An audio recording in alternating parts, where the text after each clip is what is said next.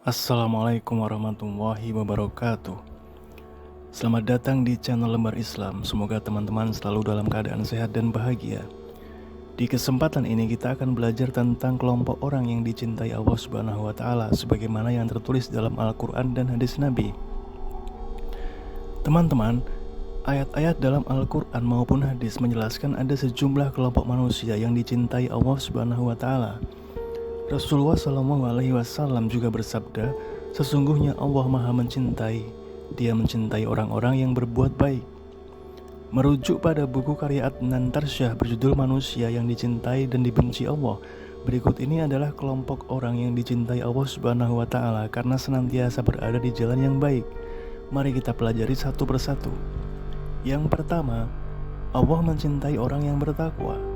Kelompok pertama yang dicintai Allah Subhanahu wa taala adalah orang yang bertakwa atau muttaqin. Mereka adalah orang-orang yang memenuhi janji, berhati-hati pada yang diharamkan Allah Subhanahu wa taala, menaati perintah Allah Subhanahu wa taala serta mengikuti syariat Nabi Muhammad SAW. Dalam Al-Qur'an surah At-Taubah ayat 4, Allah Subhanahu wa taala berfirman, ketetapan itu berlaku kecuali atas orang-orang musyrik yang telah mengadakan perjanjian dengan kamu dan mereka sedikit pun tidak mengurangi isi perjanjian dan tidak pula mereka membantu seseorang pun yang memusuhi kamu. Maka terhadap mereka itu penuhilah janjinya sampai batas waktunya. Sesungguhnya Allah menyukai orang-orang yang bertakwa. Yang kedua, Allah mencintai orang yang bertawakal. Menurut bahasa, tawakal artinya menyerahkan segalanya kepada Allah Subhanahu wa taala atas upaya yang dilakukan.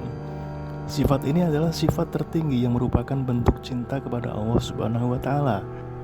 Dalam Al-Qur'an surah Ali Imran ayat 159, Allah Subhanahu wa taala berfirman, "Maka berkat rahmat Allah, engkau Nabi Muhammad berlaku lemah lembut terhadap mereka. Seandainya engkau bersikap keras dan berhati kasar, tentulah mereka akan menjauh dari sekitarmu. Karena itu maafkanlah mereka, mohonkanlah ampun untuk mereka, dan bermusyawarahlah dengan mereka dalam segala urusan penting. Kemudian apabila engkau telah membulatkan tekad, bertawakallah kepada Allah. Sesungguhnya Allah mencintai orang-orang yang bertawakal." Yang ketiga, Allah mencintai orang yang sabar. Sabar yang dimaksud di sini adalah sabar dalam ketaatan, sabar dalam menjauhi maksiat, dan sabar dalam menghadapi ujian Allah Subhanahu wa taala. Dalam Al-Qur'an surah Ali Imran ayat 146, Allah Subhanahu wa taala berfirman, betapa banyak nabi yang berperang didampingi sejumlah besar pengikutnya yang bertakwa. Mereka tidak menjadi lemah karena bencana yang menimpanya di jalan Allah, tidak patah semangat, dan tidak pula menyerah kepada musuh. Allah mencintai orang-orang yang sabar.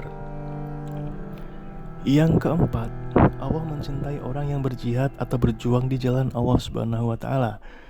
Dalam Al-Qur'an surah As-Saff ayat 4, Allah berfirman, sesungguhnya Allah mencintai orang-orang yang berperang di jalannya dalam satu barisan, seakan-akan mereka suatu bangunan yang tersusun kukuh.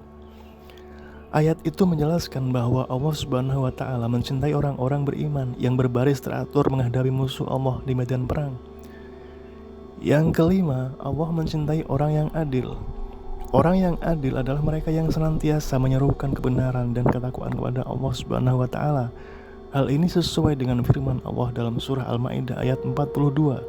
Mereka, orang-orang Yahudi, sangat suka mendengar berita bohong lagi banyak memakan makanan yang haram. Maka jika mereka datang kepadamu Nabi Muhammad dan meminta putusan, berilah putusan di antara mereka atau berpalinglah dari mereka. Jika engkau berpaling, mereka tidak akan membahayakanmu sedikit pun. Tetapi jika engkau memutuskan perkara mereka, putuskanlah dengan adil. Sesungguhnya Allah menyukai orang-orang yang adil. Yang keenam, Allah mencintai orang yang bertaubat dan bersuci. Mereka adalah orang yang langsung menyesal dan mengingat Allah Subhanahu wa taala atas kesalahan, maksiat, atau kezaliman diri sendiri. Dalam Al-Qur'an surah Al-Baqarah ayat 222, Allah Subhanahu wa taala berfirman, mereka bertanya kepadamu Nabi Muhammad tentang haid.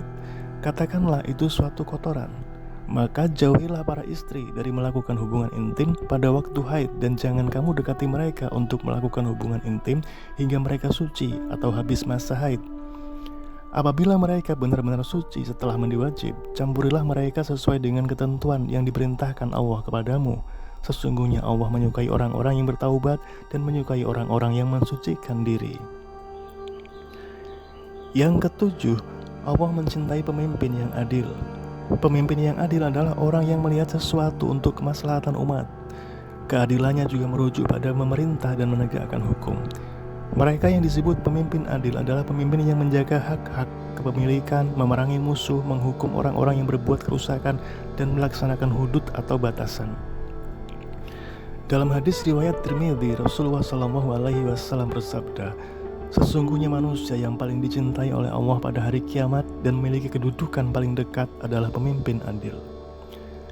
Teman-teman, itulah kelompok orang yang dicintai Allah Subhanahu wa Ta'ala sebagaimana yang disebutkan dalam hadis Nabi dan ayat-ayat Al-Quran. Semoga kita bisa mengambil pelajaran dan hikmah dari pesan-pesan itu untuk meningkatkan ketaatan dan keimanan. Wassalamualaikum warahmatullahi wabarakatuh.